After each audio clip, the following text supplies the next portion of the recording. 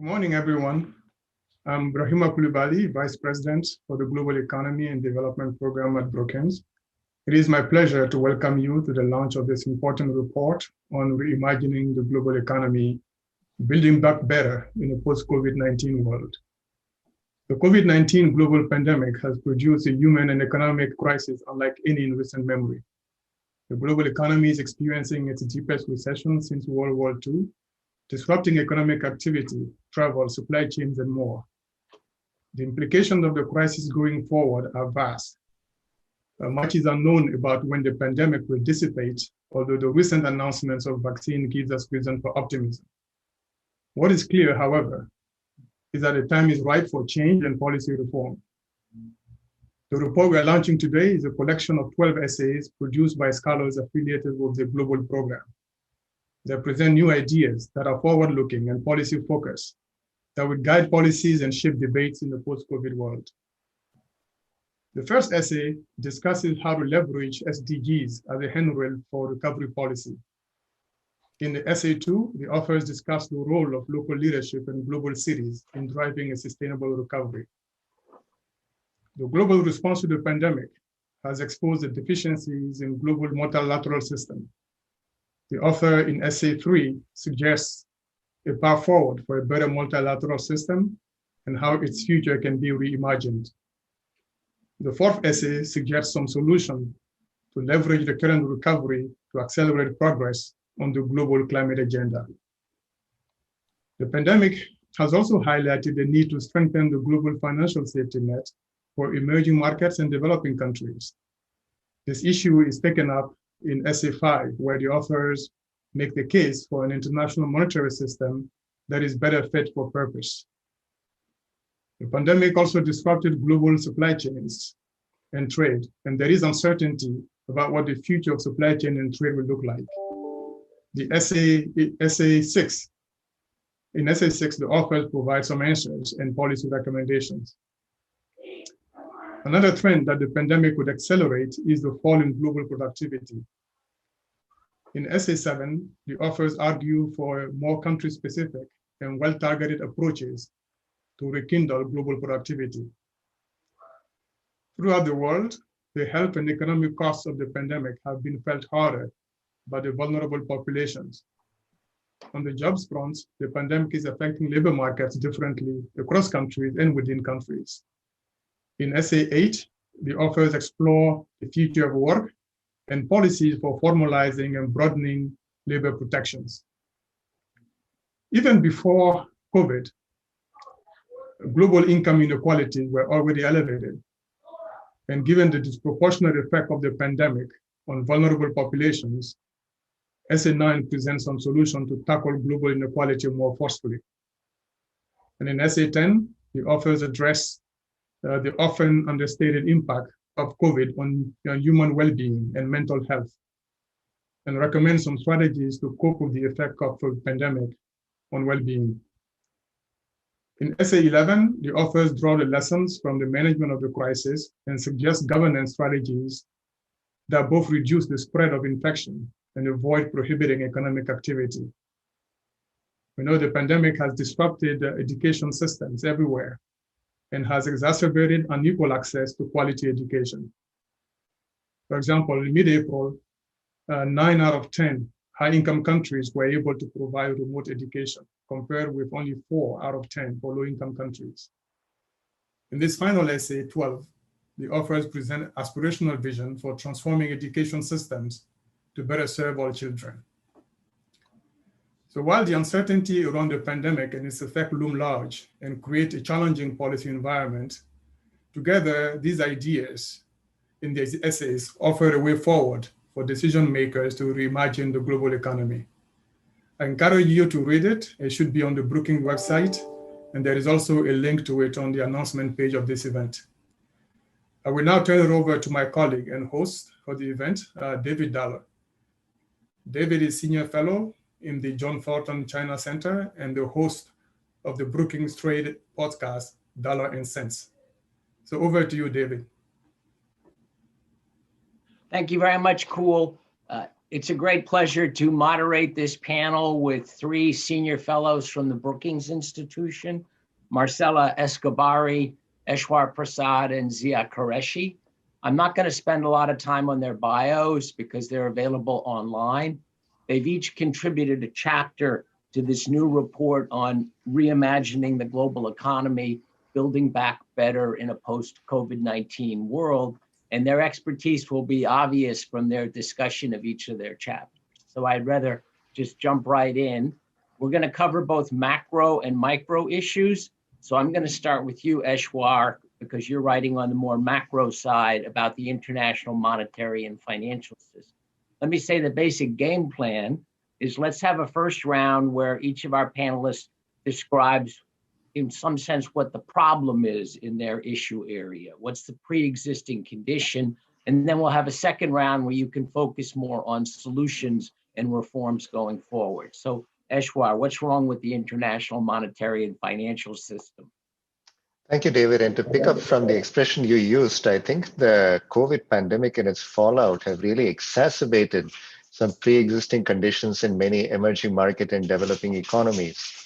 Some of these economies were already reeling under fairly heavy burdens of external debt, and many of them were experiencing growth slowdowns, in part related to domestic problems, and in addition, weak growth in the rest of the world, especially in China. And then the pandemic hit, and it has made things much worse for many emerging market economies, which have seen losses of their major export markets, much more difficult financing conditions, making it harder for them to roll over their debt, and a much deeper economic malaise than even felt in some of the advanced economies, because these economies are relatively poor and have very little room for maneuver. Now, in the last couple of months, of course, there have been some signs of optimism. China in particular does seem to have righted itself. It's not quite firing on all cylinders, but on most cylinders. And in fact, it is quite remarkable that China might be the only major economy in the world that registers positive growth for the whole year. There are some countries like Japan and of course the US that suggest that things are turning around. But given the depths of the fall in economic activity after the second quarter and even into the third quarter in some countries, it's really only China that seems to have gotten back to where things were pre-pandemic. One issue relative to, say, the 2008-2009 global financial crisis, when again China was a key contributor to the global economic recovery, is that this time China is recovering in a slightly different way. In the aftermath of the 2008-2009 global financial crisis, China had a surge of credit-financed investment that boosted its economic growth, but also pulled along much of the rest of the world. China had a much greater demand for commodities, started sucking in imports from the rest of the world. So this helped a lot of other countries. Right now, and this may be good for medium-term growth in China, China is growing not just because of investment, but also because retail sales and private consumption more broadly have picked up as well. In addition, China has continued to be an export machine, largely because even though China is now more of a service sector economy than it used to be, it still relies to a great deal on manufacturing, and Chinese exports seem to be what the rest of the world wants as well. So China can't quite be relied upon to pull the rest of the world along quite as it did. So countries are going to have to rely on their own devices. Now, many emerging market economies have undertaken, just like the advanced economies, fairly aggressive macroeconomic stimulus measures. They've undertaken significant amounts of fiscal stimulus, that is more government spending. In addition, some emerging market central banks have actually started undertaking unconventional monetary policy measures, such as the quantitative easing measures, buying government bonds directly that many advanced economy central banks have been using as part of their playbook for a long time. This is all good in terms of supporting short-term growth.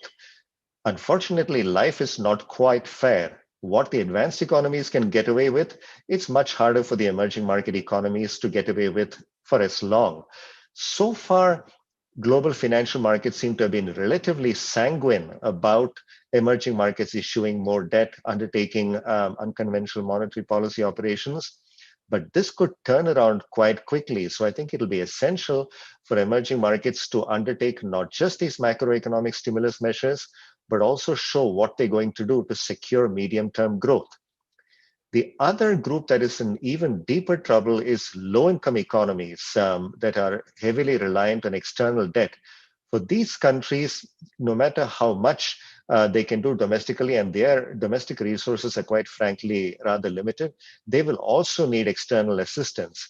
And as Dr. Reima Coulibaly and I point out in our piece, there is going to have to be a much greater a response from the international community, the multilateral financial institutions, but also many of the bilateral creditors in order to prop up these economies. One might argue that these economies are relatively small, perhaps less important in terms of global GDP, but ultimately we're all in this together. And as Dr. Coulibaly and I point out, that if the world community in these perilous times does not pay enough attention to helping these countries out, it could ultimately hurt the overall global economic recovery. So these are difficult times, David, and I think countries are doing all they can on their own. But I think a coordinated response and a broader international community response is really going to be necessary to pull the world out of where it is right now. Thank you, Eshwar. I think one reason why economic development is so complicated is that you have to get these macro issues right, which you've just described. Thank you.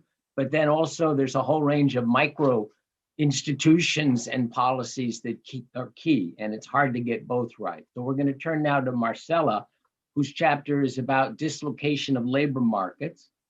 Pandemic has obviously had a very disruptive impact on labor markets. And we're going to hear from her about regional differences in how labor markets have been affected and how they've responded. So Marcela, over to you. Great. Thank you, David. And thank you to Cool for organizing this effort. Let me add to the difficult news that were shared by Eshwar. So, the most dramatic impact of the crisis has been on the labor side, in part because it has hit an already unequal and precarious labor force. Now, if we start here in the US, even before the pandemic, we were looking at a shrinking middle class. 44% of the workforce could be defined as low wage, making less than $16 an hour. And aside from a recent blip, we had seen wage stagnation at the low end of the labor market for close to the last half century. And these workers at the lowest quintile were churning most frequently through job to job without seeing much wage gain. So we already had this polarized labor force with two tiers, right? A group in high paying, high skilled jobs that had the security, benefit, and stability, and a second tier who lacked the social networks and resources and knowledge of how to move out of this low wage work. So even when we were at 3% unemployment, we knew that any shock was likely to hit, the second tier with increased severity. Now, we weren't expecting the size and the nature of the shock, which was a double whammy for vulnerable populations, right? Because they're clustered in hospitality and face-to-face service industries. So for the US, the hit has been regressive, right? And we've actually seen a reversal of the David Otter U curve. In the last 9 months, we have seen a sharp contraction, over 8% of low wage work. And many of these jobs are disappearing as a share of the workforce. And the worry is that these workers will become permanently unemployed. So with Eduardo Levy, we compared this dynamic to Latin America. And there, everything just looks worse. The effect has been even more regressive, and that's for two main reasons. One is occupational composition, right? The most affected occupations, cleaning, hospitality, retail, are a greater part of the labor force. And actually, we calculated that if here in the US, 11 million people have lost their jobs, if we had the occupational composition of Latin America, we'd had 3 million more unemployed. And the other reason is the high level of informality, which is over half of the workforce in the region. And this is actually quite perverse because informality tends to be a buffer in times of crisis, right? But social distancing and just the nature of this pandemic has meant that skilled workers, who are often protected by law in many of these countries, could Zoom away and work remotely, while the informal workers could not go to the street and hustle to make ends meet. So what do we think might be permanent in a post-COVID world in terms of these changes? One that compound this issue, right? One is that companies have learned to operate with less workers, and it's something that they are unlikely to unlearn. And second is the adoption of technology, right? Automation and digitization, which have accelerated. So in the US, and here there's a difference, right? Where people like Darren Acemoglu had already argued that perhaps we were beyond the socially optimal level of automation, we are likely to see an increase in this polarization. Some of those low-skilled workers, after a year of unemployment and as their skills decay, may drop out completely out of the workforce. Now, Latin America has seen a delay in automating, probably a mix of cheap, abundant, unskilled labor and firms maybe not having the same pressure to modernize. But now, all companies have had to have a crash course in digital technology, and we've seen the adoption of online learning, downloads of telework apps, gig work platforms all have exploded. So this shock will be abrupt, again, leaving those without the digital skills further behind. And perhaps the skilled workers will now have access to maybe a more fluid international labor market. So inequality, which was always very high in Latin America, but had actually been doing relatively better in the last decade, is prone to increase. So this is why we suggest, along everything else that is being tried on the macro side, to look at labor market solutions, because it is this persistent unemployment and the risk of bankruptcies that are likely to reset, GDP projections and may cost Latin America another lost decade. Thank you, Marcela. That's very interesting. And the way that some of the Latin American countries have the labor force concentrated in the sectors that have been most hit everywhere, that's quite revealing. And I link it back to the point Eshwar made. China still has this very large manufacturing sector that's been less affected, and that may be one reason why China's been able to bounce back more quickly compared to many other emerging markets. Zia Qureshi, I like what I took away from your chapter is that there was an inequality pandemic before there was a COVID pandemic. So what's your analysis of the inequality pandemic and how has it interacted with COVID? Over to you. Thank you, David. Rising inequality within countries is as we know, a major fault line of our time. Inequality was bad before the COVID-19 pandemic, and the pandemic is making it worse. There was a recent analysis in the Washington Post. It had the following headline: the COVID-19 recession is the most unequal in modern US history. The costs of the pandemic are being borne disproportionately by poorer segments of society. Their vulnerabilities make them more exposed to the health risks. They are experiencing higher incidence of infection and sickness, and they're facing greater job losses and declines in well-being. These effects are even more concentrated in economically disadvantaged minorities. So there is a two-way relationship or causation or vicious circle, if you will, at work. On the one hand, the pandemic is exacerbated by the deprivations and vulnerabilities of those left behind by rising inequality. And on the other hand, the pandemic's fallout is pushing inequality higher. In addition to these direct, immediate effects of the pandemic, the pandemic is reinforcing the longer term inequality increasing dynamics associated with technological change. It is causing, as Marcella said, it is causing the digital transformation of production, commerce, and work to accelerate. While smaller firms struggle, large technologically advanced firms are further increasing market shares, fortifying the shift toward more monopolistic structures, less competitive markets that we have seen in recent years. And increased automation and telework are further tilting labor markets against low-skilled, low-wage workers. Industries with business models heavily reliant on human contact and low-skilled workforce are hit especially hard. That is the case with many service industries.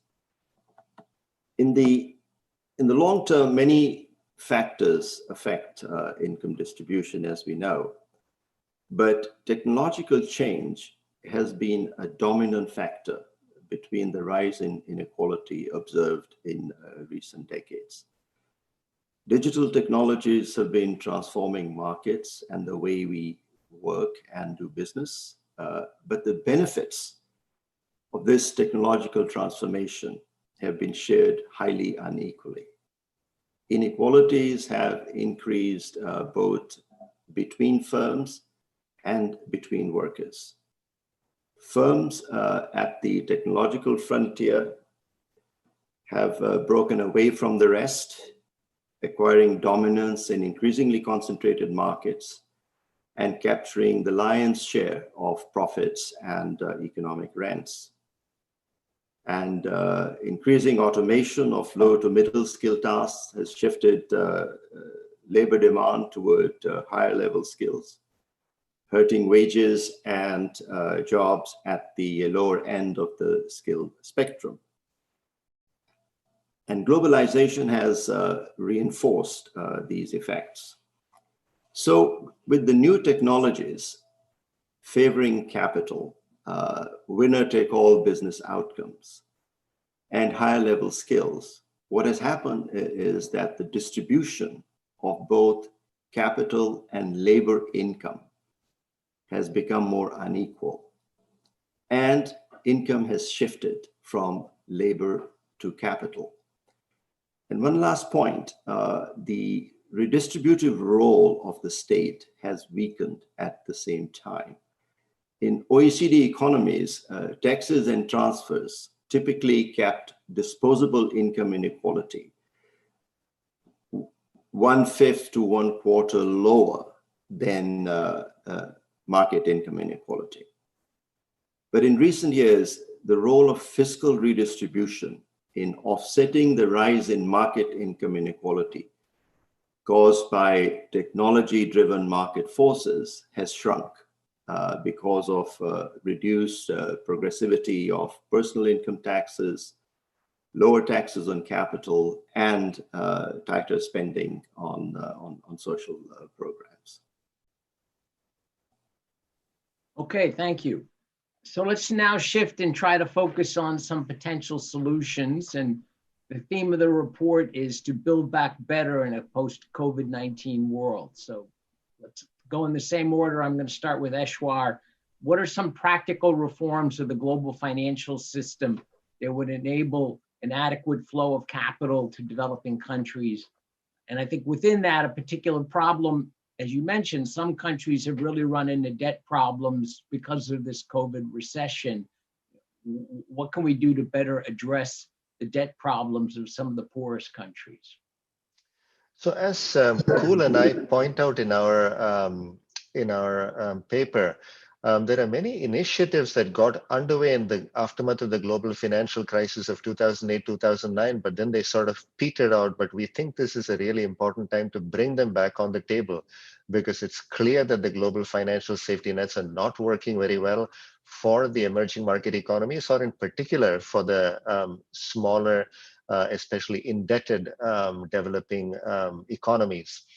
Now, one question is how one should go about a cooperative approach to these issues, because If you think about the genesis of some of these problems and how one should work on solving them, clearly each country going it by itself is not a good idea. And I would recommend to the audience a piece by a very distinguished colleague, Kemal Dervish, who talks about how to think about international cooperation and what the basic principles should be. And he points out that what is really necessary is the political will in each country to recognize that the interests at the country level are in fact aligned rather than in conflict with global interests. So on the specifics of what could be done, Kuhl and I point out that the global multilateral institutions certainly need to be strengthened. If you look at the resources of institutions like the IMF and the World Bank, especially relative to how much global GDP has grown over the last decade or so, they are not quite at the level that is necessary. So given the issues we focus on in our report, we emphasize in particular the need to provide more resources to the IMF, not just through temporary facilities, but through an increase in quotas. That is the basic funding mechanism of the IMF that would enable it to mount a more aggressive response in terms of helping countries move their economies in the right direction and buffer those in particular at the bottom end of the income or economic distribution in most of these countries. And as my colleagues Marcela and Zia have pointed out, these are the most vulnerable populations, and the poorer countries are at one level the most vulnerable ones. So taking care of them is really in the interest of us all.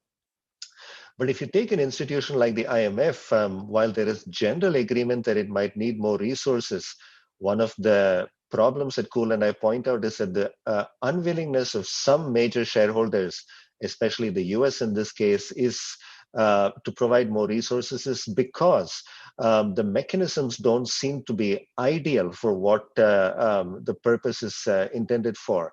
So if the IMF, for instance, were to increase its allocation of special drawing rights, which is basically a liquidity mechanism that the IMF can pull out when needed. Much of that money would in fact go to the countries that have higher quotas, that is the richer countries that need these resources more. So even within the existing framework of resources, one could think about ways to distribute them better. And this would have to go hand in hand with governance improvements in these institutions, which still tend to be dominated by the large advanced economies.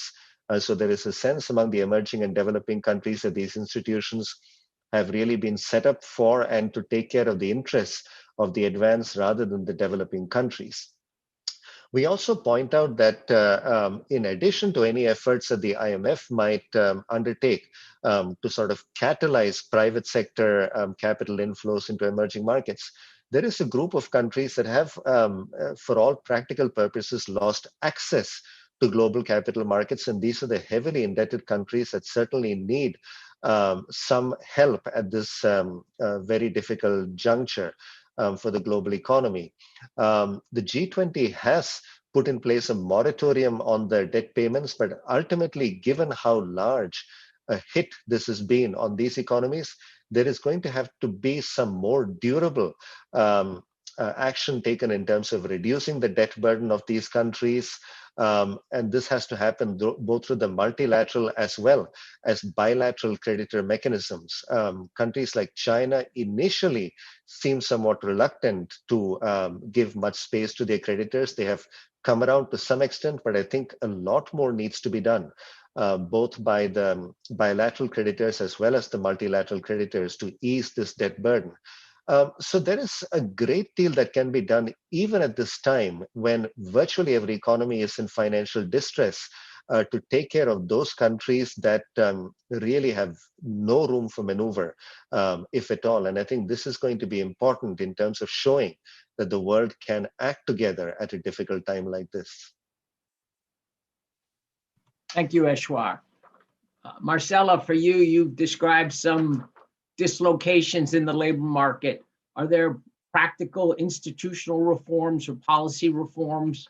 Are there things that have actually worked in different countries that could be tried? So what are your recommendations? Thanks. Yeah, I mean, countries are struggling to respond, right? As Ishwar mentioned, there's limited fiscal space, and goodwill to lend a hand to developing countries. I mean, when the world gets hit by a tsunami, there are a few willing to look beyond their shores. And it's also become politically tricky as, nativist forces take hold. I mean, even here in the US, the first version of our second stimulus package did not include any international funds, despite the obvious need for a global response to the pandemic. So many developing countries, won't have the fiscal space that places like the US have to use, 13% of their GDP and borrow against their future. And even if they do have these funds, sometimes it is hard to reach the workers that need it the most, given these high levels of informality. So yeah, we've looked at policy responses that look at the labor market channel, which may help reach those that have been hit the hardest, who are not in formal jobs and able to be reached through subsidies to companies. And sometimes it's cheaper, right? And here, active labor market policies like targeted reskilling, vocational training, job banks, wage subsidies. And here, we think that data can help.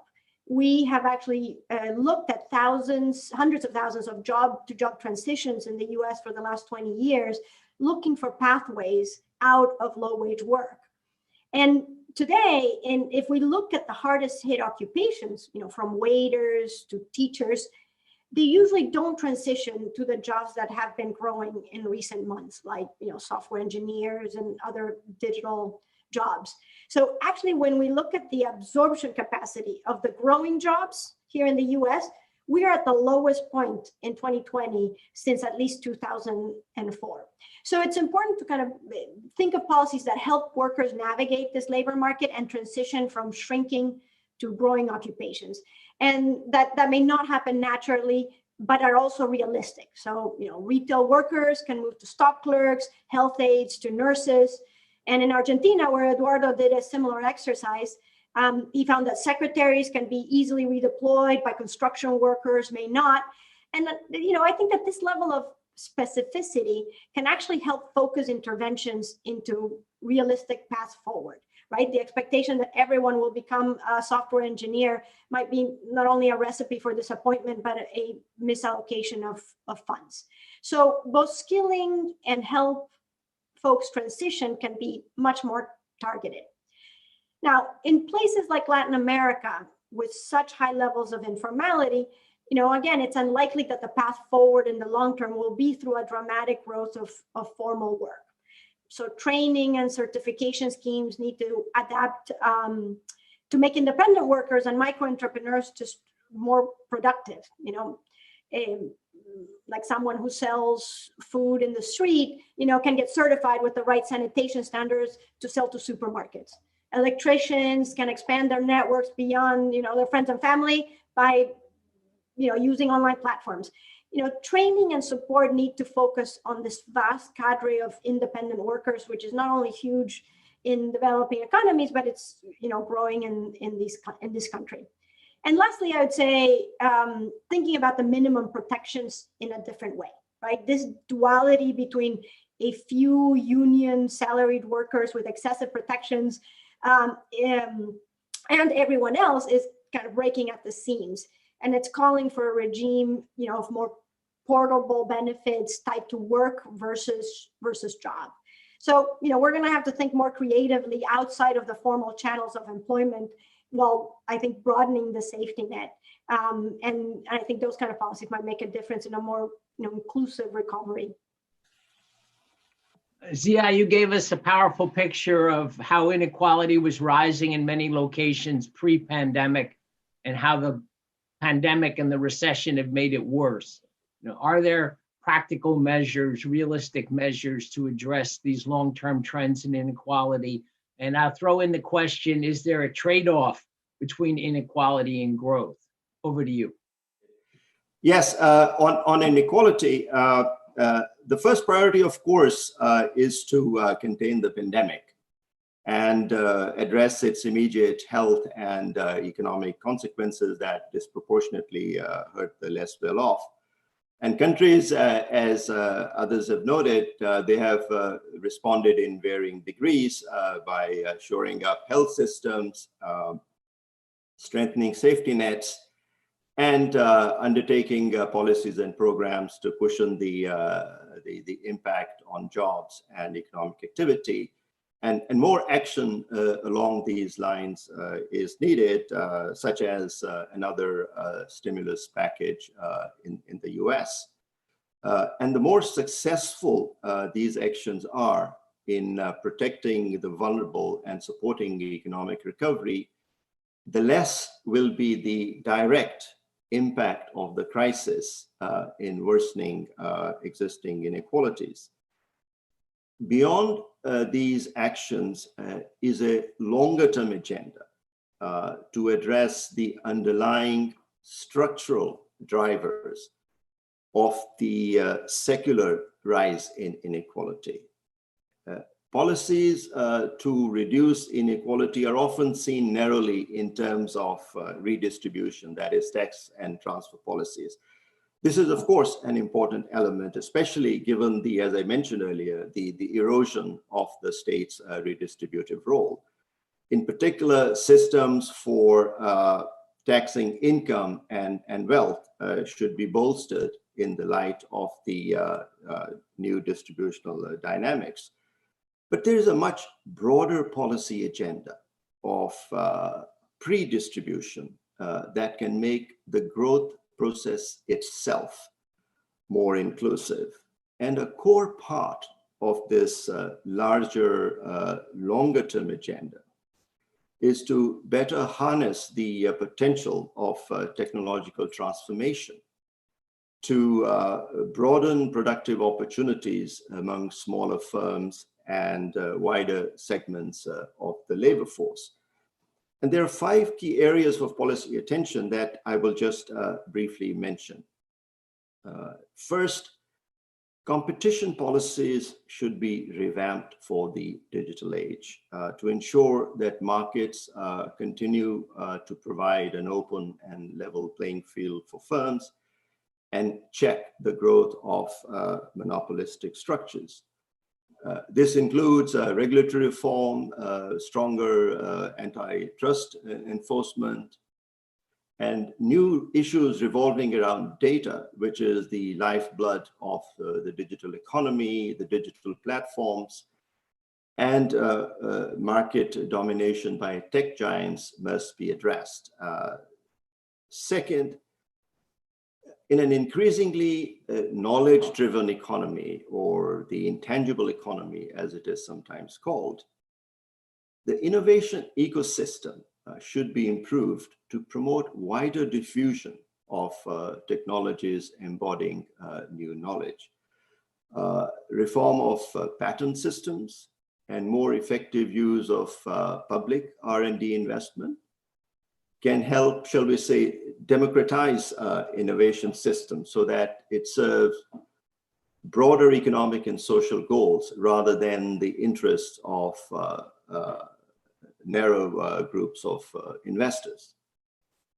And third, the foundation of digital infrastructure and digital literacy must be strengthened to widen opportunities, to widen access to the new opportunities. And fourth, and Marcela emphasized that, investment in education and training must be boosted with the increased emphasis on upskilling, reskilling, and lifelong learning that respond to the shifts in demand for skills. And there are persistent inequalities in access to education and training in all countries, even in advanced economies. They must be addressed. And lastly, the fifth point, as we know, the pandemic has exposed weaknesses in social safety nets. So social protection systems should be strengthened, indeed overhauled, traditionally based on long-term employer-employee relationships. They should be adapted to the changing job market, which is characterized by more frequent job transitions and more diverse work arrangements, including an expanding gig economy. I will conclude by saying that we know major economic reform is inevitably politically complex. And today's elevated political divisiveness adds to these challenges. But one thing reform should not be paralyzed by is continued trite debates about conflicts between growth and equality. Research has increasingly shown this to be a false dichotomy. The same factors that have been pushing inequality higher, such as weak technology diffusion among firms and widening skill gaps between workers, the same factors have been depressing aggregate productivity growth and in turn economic growth. So the growth agenda and the inclusion agenda are actually one and the same. Thank you very much, Zia. That was very nicely put. We are getting some questions in from the audience, and they cover both the macro and the micro topics. The first one is for you, Eshwar, from Pauline Mushina. You touched on this a little bit, but I would like to hear you say more, and I'll put my own little spin on it. You know, her question is, will the global community support the issuance of special drawing rights, new additional SDRs at the IMF? This will be critical in rebuilding economies destroyed by COVID-19. Your paper has some ideas about not only supporting the issuance of SDR, but how we might change the allocation of SDR to make it more practical. And my own spin on this also is, you mentioned the opposition of the US. Would a new Biden administration be more likely to support these kind of changes at the IMF? Thank you, David. I suspect everybody on this call knows what an SDR is, but just to be clear, the SDR is essentially an artificial reserve asset created by the IMF. Its value is based on a basket of currencies, the four major currencies in the world, plus the Chinese renminbi, which is rising up to become a more important international currency. So the IMF can issue SDRs with the approval of a supermajority of its members. So when an SDR allocation was proposed while the pandemic was flaring up, there were two countries, the United States and India, that opposed an issuance of new SDRs. And the US position was seen as emblematic of the US opposition to doing anything multilateral under the Trump administration. But there is some logic to it, because SDRs are distributed to IMF members based on their quotas. And as I alluded to earlier, and David also indicated, most of the new SDRs would therefore go to the richer, bigger countries or the larger emerging market economies that don't really need them. So if the international community was really desirous of helping poorer countries by giving them more liquidity, it could basically reassign the existing SDRs. And this goes to the broader point that while one can think about SDR issuance and so on as providing more resources, ultimately, as Kuhl and I suggest in our paper, what is important is that the IMF have a greater base funding of resources that it can draw upon to help these disadvantaged countries in their time of need. So the SDRs are at some level easier for the international community to agree upon, because it's just creating money out of thin air. And that certainly helps in terms of short-term liquidity provision, but ultimately the IMF's broader funding base is going to have to be increased. And it's not just the IMF. The IMF has far more resources right now that it can deploy than other institutions like the World Bank and so on. And one should think about this in a broader perspective about what role these international financial institutions could play in terms of providing financial safety nets. And of course, the rich countries could also do their part by providing currency swap lines in order to provide dollar and other hard currency funding, which many countries with balance of payments needs are eager for. One concern of the rich countries, of course, has been that providing this sort of safety net creates what we economists call the moral hazard problem. That is, it allows emerging market countries, developing economies to not run disciplined policies because they know that when times are tough, they might get bailed out. I think at a time of a tsunami like this, as Marcela referred to, the pandemic, I think those considerations are less important. But in terms of thinking about a broader global financial safety net, certainly I think everybody has a part to play. The richer countries in terms of backing up a financial safety net, but also the emerging market countries in terms of strengthening their macroeconomic policies, their institutions and governance frameworks, so that they're less subject to some of the negative spillover effects, not just of pandemics, but of other typical currency and capital flow volatility that they are subjected to. Thank you, Eshwar. I've got a question here that I think perhaps both Zia and Marcela would like to respond to. Very short, pointed question. How can the global economy mitigate disparity in wealth and income inequality as opportunities decline for the average middle class person? And we've talked about inequality and related issues. I interpret this question to be specifically focused on this issue of the declining middle class. So what can we do to help the middle class? And I'm thinking globally, not just advanced economies like the US. Perhaps Zia, you would want to go first, and then Marcela, you may have something to add. I think it's the same broad agenda that I outlined. I mean, on the one hand, I mean, you have the world of business and the world of work, product markets and labor markets.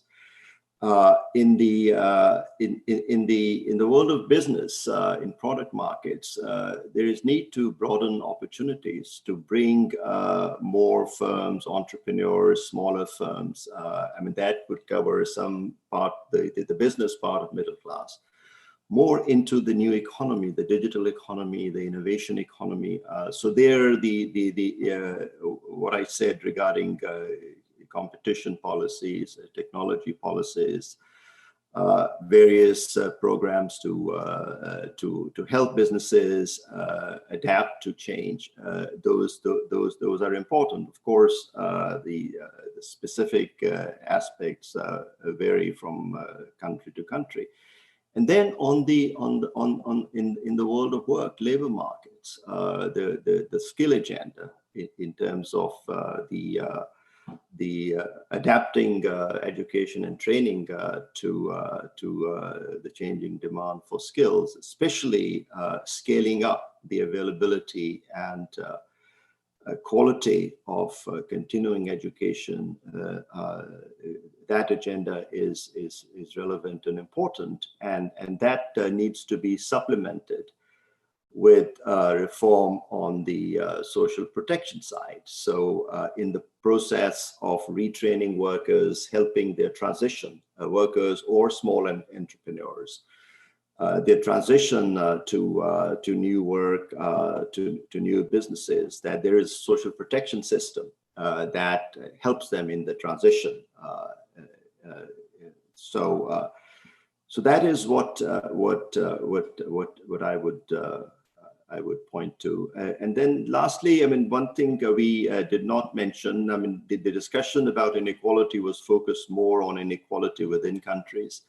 Now, inequality between countries, as we know, has been declining as emerging economies accelerated their growth thanks to their increased engagement in global supply chains, etc. So, with the way technology is changing and the way it might be accelerated by the COVID-19 crisis, it poses issues for developing economies and their middle classes, because the comparative advantage they had based on low skill, low wage workforce, that is being rapidly eroded. So they will need to look for new business models, which are less reliant on just low wage, low skills as a source of comparative advantage. So, so for developing countries, that's a big overarching challenge, which would involve, I mean, which affects a large part of the middle class, how to renew these business models in light of the changing picture as a result of technological change. Marcella, would you like to add to that? I mean, briefly, I would, point to the 5 priorities that Zia mentioned. I think all of them are important, but to double down on this point that we know that there's not a dichotomy between growth and inequality, that we know that globalization, the integration of markets, increased global supply chains, more fluid labor markets lead to growth and have already lifted millions of people out of poverty, right? So we need to continue to drive for a globalized world, but create the conditions and the regulations so that opportunity can be better distributed. And one particular point I'd like to stress is the issue of technology, right? And its effect, which like growth is and can be a force for good, improve job quality, eliminate dangerous and mundane tasks, but also technology can be a displacement of labor. So how do we put the right rules in place so that it can actually augment labor and create more opportunity than destroy? And again, the role of firms, right? At the end of the day, people learn by doing. They learn often inside of companies, and the ability to bring workers with them in this accelerating technological change will be really important. I mean, in places like Latin America and other developing countries, we don't have workers, we have more people that work. So there, the public sector, needs to support these workers as they upgrade, upgrade their skills, upgrade, make them more productive, and provide the minimum protections. I'd like to use the last broad question to give each of you an opportunity to make a short closing exclamation point. You can perhaps reiterate something you've said or add something new. Frank Vogel gives us some very sobering data. A further 150 million people have been plunged into extreme poverty this year, and the number of people facing acute hunger has doubled to around 265 million. And many of the poorest are in countries with acute external debt problems and major domestic corruption challenges. So his question is, how do you reimagine the world economy that can explicitly provide some comfort to those in the gravest poverty today? So let's use that as an opportunity for some closing comments. We'll go in the same original order, Eshwar, and then Marcella, and then Zia. So Eshwar. So I don't have any grand solutions, David, to these big problems. I would just emphasize a point that I think all 3 of us have been talking about, Marcella and Zia and me, that ultimately we're all in this together. And I think thinking about where the economically disadvantaged are within countries, where the economically disadvantaged countries are, is going to be quite important as we face this crisis and future crises that will no doubt come along. So I think the onus is really on the international community to find ways to set up institutional mechanisms so that we can all pull together at times like this. I think trying to create institutional mechanisms in the midst of crises doesn't work quite as well. As Marcella said, when the tsunami hits, everybody retreats to their own shores. So I think this, if anything good is to come out of this very difficult period, it needs to be a rethinking of the structure of international institutions and how well they are set up in terms of promoting international cooperation, and especially providing a safety net that the most economically disadvantaged do not fall through. Thank you, Eshwar.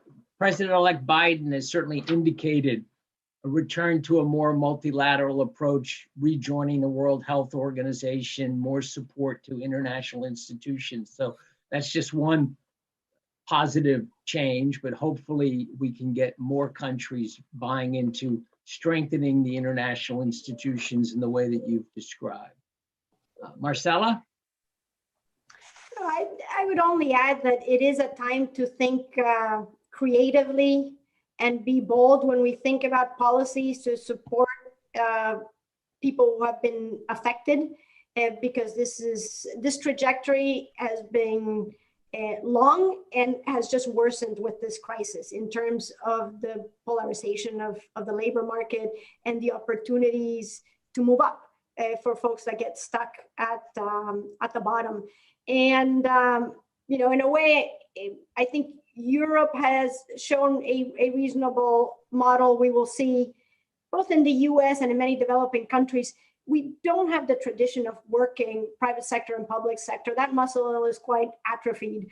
And that has shown a little bit its colors in the US, where, a lot of this stimulus package was spotty and scattered, and firms didn't know how to take advantage of some of what was available. And again, it's not, we're seeing that we're hitting the limits to the support available for workers. So I think it is a time where the ability to trust each other across sectors and work together is needed. And more companies and more governments should look at different sectors and thinking about solutions. Yeah, somewhere in the report there was some nice coverage of the success of public-private partnerships in different areas, including, real, practically oriented retraining, mid-career education, these kind of things. And so I think that is a powerful lesson about the importance of the public and the private sector working together on some of these issues. And you've got some nice success examples. Zia? Yeah, just briefly, Eshwar talked about the need for better, stronger international cooperation. That is, of course, important. But a big part of the agenda is actually domestic. And there, I think the core of the forward agenda, technology is a big story and it's going to get bigger. So the core of the forward agenda is how to better harness the potential of technological transformation, better than has been the case so far, by improving the enabling environment for firms and workers so that they have better access to the new opportunities and better capabilities to address the new challenges that come with technological change, both the opportunities and the challenges. I think that is the core part of the forward agenda in terms of economic and social policies, and much of that is domestic policy agenda. Of course, with support from international cooperation as needed, that is important. Thank you. Zia and I worked together in the World Bank for a long time. So just listening to you there, Zia, I remember, visiting a firm in Thailand many years ago, and the entrepreneur saying that globalization was like a speeding train. And if Thailand didn't build the platform, the train wouldn't stop there. And what he meant is exactly this domestic agenda that Zia was just talking about. You need infrastructure, educated workers, you need peace and security. You just need so many different ingredients to build that platform. And that's one of the things that makes development so complicated. So we're going to bring our panel to a close. I would encourage everyone to take a look at the whole collection of essays called Reimagining the Global Economy, Building Back Better in a Post-COVID-19 World. It's been a real pleasure for me to moderate this discussion among three Brookings colleagues, Eshwar Prasad, Marcella Escobari, and Zia Qureshi. And this brings our panel to a close. Thank you very much. Thanks for watching. Be sure to like and subscribe for more videos from Brookings.